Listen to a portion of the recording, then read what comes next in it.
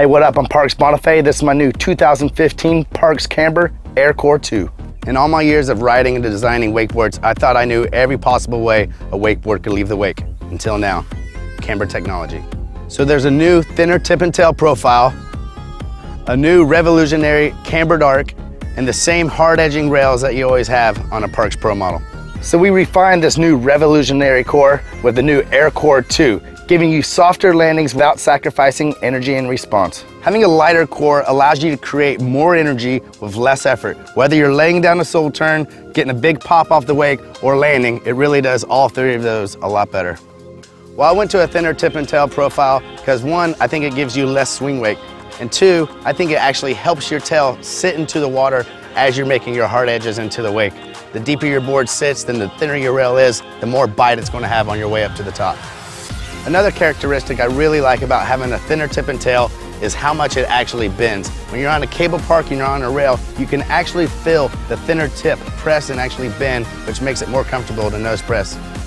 Another thing I like about my thin tip and tailed profile is the dished up snowboard tip I have on it. It makes it really comfortable to actually, when you rock up into a nose press, to have 2 points of your board on the actual rail, which gives you more stability as you're on the rail. Another thing it does on the wake is that some wakes froth over on top or they get steep, having that little extra bit of lip can be just enough to get your nose over the wake and on your way up to the top.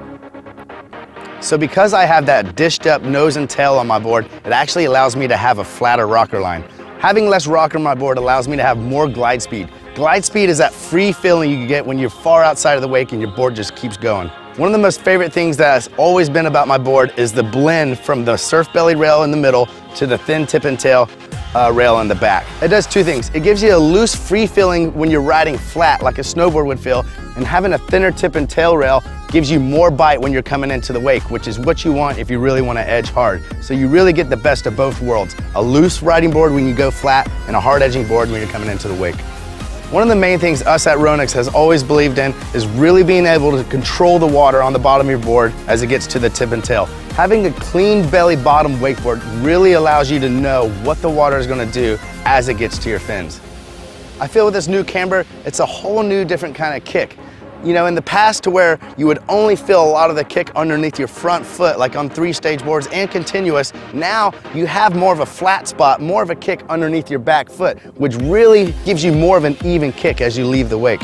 You know, it's just so refreshing to have a new option of the way your board rides. Not to say one's better or one's worse than the other, but to have a whole new option and a whole new way that your board actually rides on the water is, that's the most gratifying thing about R&D. It's only a matter of time before you ride a cambered board, so make it sooner than later.